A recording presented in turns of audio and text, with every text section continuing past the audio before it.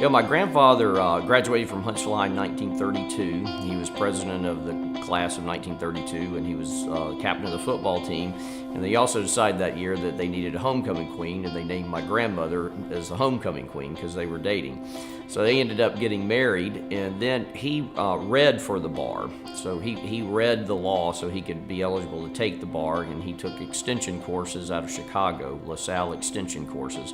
And then in 1937, he received his law license, and he told me that he made the highest score that ever been made on the bar exam at that time. That's what they told him.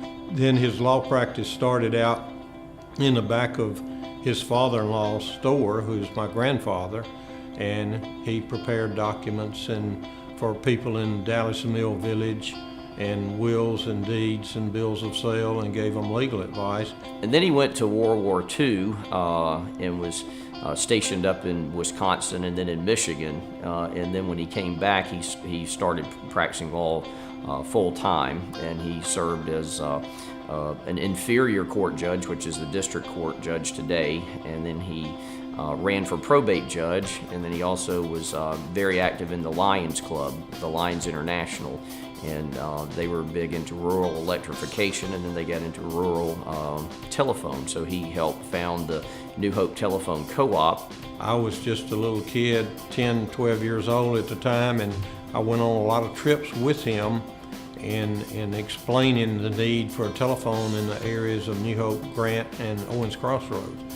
So we still represent the New Hope Telephone Cooperative, and at one time they had party lines, and they had crank telephones, and now they're doing a $26 million expansion in fiber optics, which will have a bundle of telephone and cable TV and internet. So we've seen that company come a long, long way.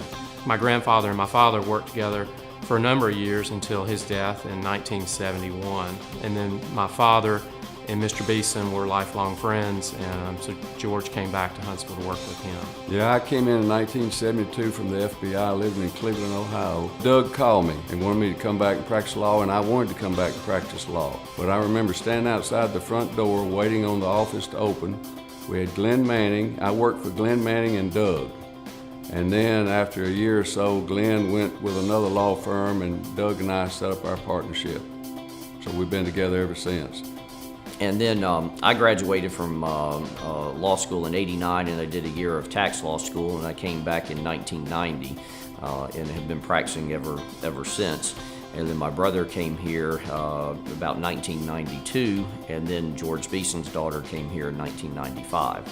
So, and since we'd all grown up together, it was kind of a natural fit to come in and get different specialties and to grow the practice. I think part of it is that family, you trust family, and that you know that they're going to be doing the best for the overall good, and that no one's trying to outdo the other person. Is the ultimate trust that you think they have the best interest of everyone here and the common good. Since that time, with all of us back, we've hired some new attorneys. We've expanded our areas of practice, and we've had our practice grow with the city of Huntsville. The firm grew up with the town, and since George and Doug have both been practicing 40 plus years, Huntsville's changed a lot, and so has our firm. And we've grown, but we've grown in the right size and the right manner to give the same level of service we give now with the 8 lawyers is the same service that I believe, from listening to Doug Sr. talk, that his dad gave when the firm was started in 1937, which is what we're committed to. Is while we may be growing, the level of care and quality service that we give doesn't change. It's an amazing amount of time when you consider how long 75 years is. And since I've been working here, a lot of that knowledge has been passed down to me, a lot of that understanding.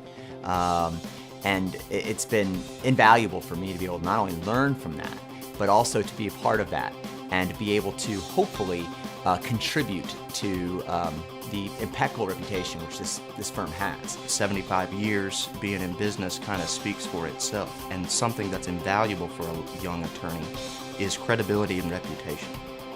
In this profession, it's everything. And to come to a place where you've got George Beeson and Doug Martinson, Morris Lilienthal, Elizabeth Moore, people like that who are visible in the community, that have done things the right way. And when you speak to opposing counsel, they have nothing but nice things to say about them, even if those opposing counsels have lost. We're a full service law firm here, and that's kind of a lost art today. And I think people take a lot of solace in knowing that if they have an issue, that they can call us and we can handle it. And if we can handle it, for example, we don't handle bankruptcy. If it's something we don't handle, we'll find you somebody that's very capable of handling that, somebody that I'd send my mom to, a relative of mine too. So I think where I see the firm going is staying more involved in the community, helping others as we've done in the past, and continuing to grow the firm in a manner such that we can continue client commitment. With so many ways we've been involved with them, you know, I know we call it a full-service family business, and that's what they have provided to our family in many different ways. We've taken advantage of that. In buying businesses, like the Pepsi-Cola businesses, they have provided assistance in dealing with shareholder issues, with major customer issues. They've dealt with us in the real estate business and buying and selling, residential, commercial. We've dealt with them in foreclosures, zoning issues. I mean, this is a whole array of things. If you are in business, you're going to have to find a good, competent law firm like Marks & Beeson who can provide those services to you. You're just not going to get assistance from big firms like that. What I do like working here is that we've represented so many people for so many years. So when people come in and say, "Oh, well, your grandfather did this deed for me," and then we're actually doing a continuation of that deed. My father met a lot of people, and of course at that time the county was agricultural. He had a lot of farmers that he represented. Now most of their farmland is subdivisions, but the law practice evolves.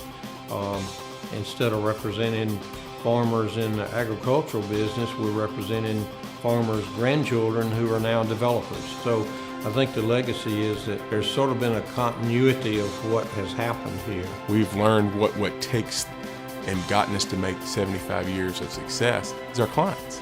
And how do we benefit from that? What do? We put clients first. Client commitment comes first, and when they come first, everything else falls in line.